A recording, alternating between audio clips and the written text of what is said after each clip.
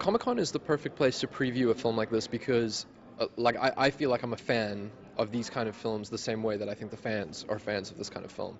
So, as a fan of this genre, like this is where you come to see this kind of film. I mean, it's like it's a science fiction action kind of thriller, and this feels like its home base. Comic-Con is the group of people I think that respond to this kind of film.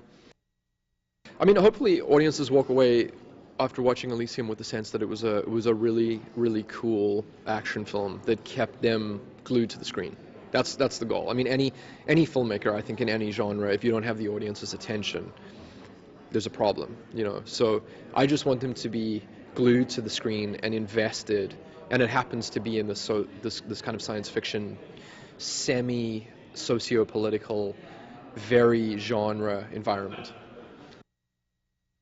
The casting was fairly, it took a while, and it was fairly complicated. But when the right person, when you think of the right person, it was an instantaneous thing. Like when you think of Jodie Foster and the role, it's just a click that you just pray that she'll say yes.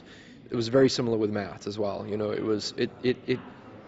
It's kind of Matt in a way I think you haven't really seen him before, and in a way that uses some of the history that he has with the audience as the kind of like the all-American, apple pie kind of, like the movie star that he is, twisted slightly. Like it's a little bit of an unusual character.